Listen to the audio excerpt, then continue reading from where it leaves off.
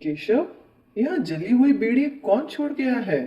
मजदूरिन का छोकरा रमुआ पी रहा था, वही डाल गया होगा। कल आएगा तो उसकी खबर लूंगा। नहीं नहीं, खबर लेने की जरूरत नहीं। जैसे तुम बच्चे हो उसी तरह वह भी एक बच्चा है। फिर झूठी बीड़ी छोड़ जाना कोई ऐसा भारी अपराध भी नहीं। दुख तो इस बात का है कि अभी इस नन्ही सी अवस्था से ही उसके मुंह में यह जहर लग गया। क्या बीड़ी जहर है? हाँ, जहर तो है ही। बीड़ी, सिगरेट, सिगार, चिरुट और हुक्का सभी जहरीली चीजें हैं। ये सब तंबाकू के पत्तों से बनती हैं और तंबाकू के पत्ते में एक प्रकार का जहर होता है जिसे अंग्रेजी में निकोटिन कहते हैं। यह कैसे जहर है?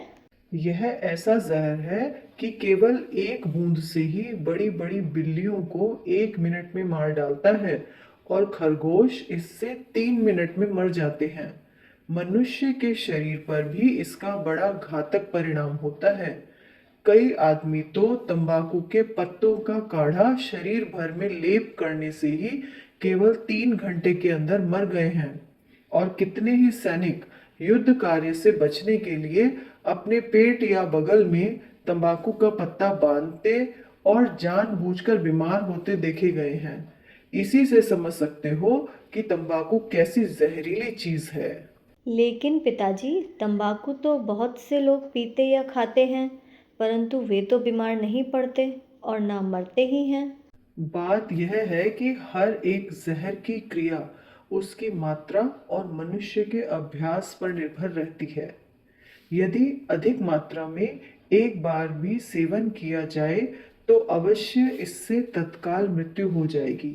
किंतु थोड़ी थोड़ी मात्रा में अभ्यास बढ़ाकर नित्य सेवन किया जाए तो मृत्यु तो न होगी, परंतु कुछ ऐसी स्थायी खराबियां शरीर या मस्तिष्क के अंदर पैदा हो जाएंगी जिनसे जीवन भर पीछा नहीं छूट सकता।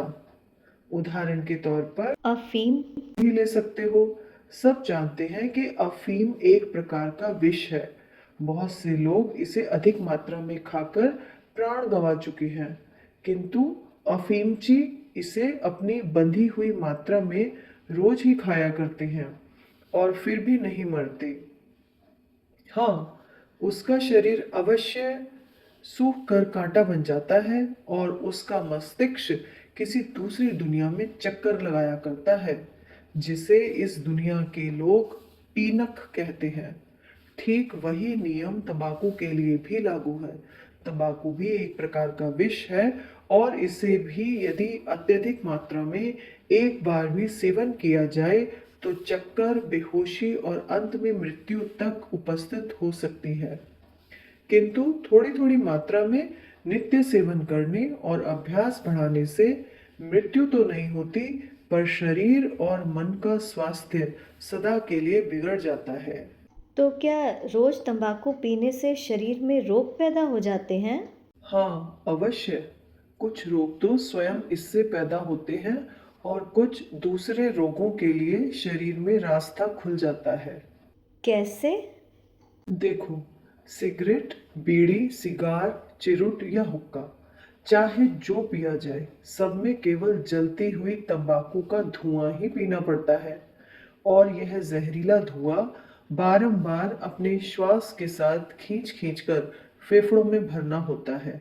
सबसे पहले तो जहां जहां यह धुआं अंदर की दीवारों से छू जाता है, वहां वहां प्रदाह अर्थात जलन उत्पन्न कर देता है, जिससे गले में पीड़ा, स्वर में भारीपन, सूखी खांसी, हफनी, दमा इत्यादि रोग पैदा हो जाते हैं। साथ ही यह प्रदाह युक्त स्थान उन तमाम छुतहे रोगों के लिए भी रास्ता खोल देते हैं जिनके कीटाणु हवा में नित्य उड़ उड़कर श्वास द्वारा अंदर पहुंचते रहते हैं और उन प्रदाह युक्त स्थानों में अपना अड्डा आसानी से जमा सकते हैं। इस प्रकार के छुतहे रोगों में क्षय का रोग सबसे भयंकर है। मैं समझ गया, तंबाकू बहुत बुरी चीज है। हाँ, परंतु अभी तुमने इसकी केवल थोड़ी सी ही बुराइयां सुनी हैं। इसका सबसे बुरा प्रभाव तो मनुष्य के स्नायु संस्थान पर पड़ता है।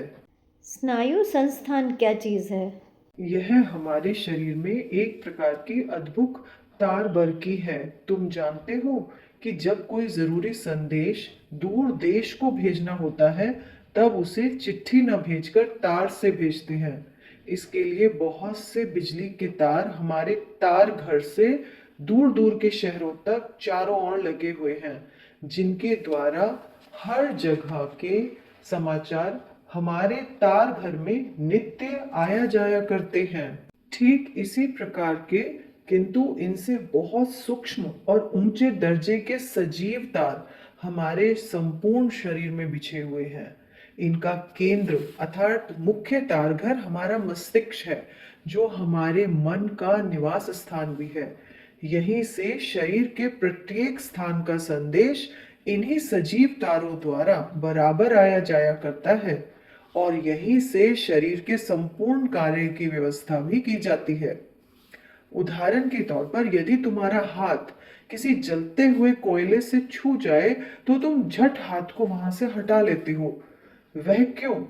बात यह है कि जो तार या स्नायु मस्तिष्क से आकर तुम्हारे हाथ की खाल तक फैले हुए हैं, उन्होंने ज्यों ही उस जलते हुए कोयले का स्पर्श किया, त्यों ही उसकी खबर मस्तिष्क तक पहुंचा दी। मस्तिष्क ने भी तत्काल उसी हाथ की मांसपेशियों तक जाने वाले तारों से मांसपेशियों की आज्ञा भेजी कि हाथ को वहां से हटा लो। निदान मांसपेशियां संचालित हुई और वह हाथ वहां से हट गया। यह सब कहने में तो बहुत समय लगता है, किंतु मस्तिष्क तक खबर पहुंचने और उसके आज्ञा अनुसार काम होने में क्षण भर का भी समय नहीं लगता। इसी प्रकार हम आंखों से जो कुछ देखते हैं, कानों से जो कुछ भी सुनते हैं, और नाक से जो कुछ सूंघते हैं, जीभ से जो कुछ स्वाद लेते हैं और शरीर से जो कुछ छूते हैं, उन सब का ज्ञान इन्हीं तारों अर्थात स्नायुओं द्वारा हमारे मस्तिष्क तक पहुंचता रहता है। अस्तु, शरीर के एक छोर से दूसरे छोर तक फैले हुए इन्हीं तमाम तारों के समूह को स्नायु संस्थान के नाम से पुकारते हैं, और तारों को स्नायु कहते हैं। हमारी संपूर्ण ज्ञान शक्ति और कार्य शक्ति इन्हीं स्नायुओं पर अवलंबित है। यदि किसी अंग के ये स्नायु काट दिए जाए, तो वह अंग हमारे लिए मुर्दा सा हो जाएगा। जैसे यदि हाथ की ओर जाने वाले संपूर्ण स्नायु काट दिए जाए, फिर हाथ चाहे जलकर राख ही क्यों न हो जाए, किंतु हमें न तो उससे पीड़ा होगी और न हम हाथ को आग से ही हटा सकेंगे। यही हाल हमारे सब अंगों का है, चाहे वे बाहरी अंग हो जैसे हाथ, पैर, आंख, नाक, कान, मुंह इत्यादि, और चाहे वे भीतरी अंग हो जैसे हृदय, यकृत, पेट, पलीहा, गुर्दे इत्यादि। सबकी क्रिया और ज्ञान शक्ति अपने अपने स्नायुओं पर ही अवलंबित है। मस्तिष्क को इन सब स्नायु समूहों का मूल स्थान अर्थात जड़ समझना चाहिए। यहाँ जो गुर्दा है वह स्नायुओं का भंडार है, और उसी में हमारे सोचने विचारने की शक्ति, समझने की शक्ति, स्मरण शक्ति, इच्छा शक्ति, कल्पना शक्ति, आविष्कार बुद्धि और सभी प्रकार की बुद्धि तथा निश्चयों का निवास स्थान है। थोड़ी में हम यह कह सकते हैं कि हमारे स्नायुओं में ही हमारा जीवन है, और उनके बिना यह शरीर बस हाड़ मांस का एक ढेर मात्र रह जाएगा। परंतु ये स्नायु होते हैं बड़े सुकुमार और सूक्ष्मग्राही। इन पर हमारे छोटे से छोटे कार्यों और आदतों का भी प्रभाव पड़े बिना नहीं रहता। अतएव स्वस्थ और सुखी जीवन बिताने के लिए इनकी बहुत संभाल करने की जरूरत है। तंबाकू का इन स्नायुओं पर क्या प्रभाव पड़ता है? तंबाकू इन स्नायुओं को कमजोर और कुंठित बना देती है। फेफड़ों में पहुंचकर तंबाकू का जहरीला धुआं पहले सीधे हमारे खून में मिलता है, जिससे हमारा खून शुद्ध और साफ होने के बजाय तंबाकू के जहर से भर उठता है। बाद में यह जहर खून के साथ साथ संपूर्ण शरीर में पहुंचता है, जिससे हर जगह के स्नायु संसाधन प्रभावित होते हैं और हर एक अंग की क्रिया एवं शक्ति पर आघात पहुंचता है। उदाहरणार्थ, फेफड़ों से होकर जब ये जहरीला खून हृदय में पहुंचता है, तब वहां के स्नायुओं को खराब करके बहुधा हृदय की दुर्बलता और धड़कन आदि रोगों को जन्म देता है।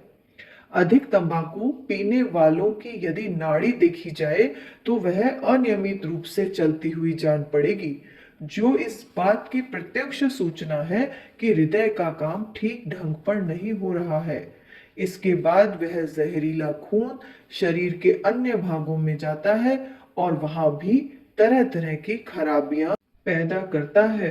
पेट में जाकर पेट के स्नायुओं को बिगाड़ता है, जिससे अजीर्ण और अग्निमांद्य रोग घेर लेते हैं।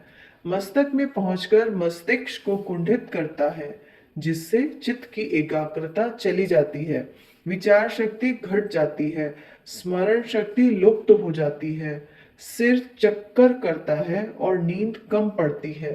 कभी कभी अत्यधिक सिगरेट या सिगार पीने वालों को एक प्रकार का नेत्र रोग भी हो जाता है, जिसे डॉक्टरी भाषा में तंबाकू एम्प्लियोपिया कहते हैं। यह रोग तंबाकू पीने वालों की आंखों के मूल स्नायु प्रदाह होने के कारण पैदा होता है और आंख के डॉक्टरों को इसके रोगी बहुधा मिला करते हैं, क्योंकि तंबाकू का प्रचार इन दिनों बेहद बढ़ा हुआ है।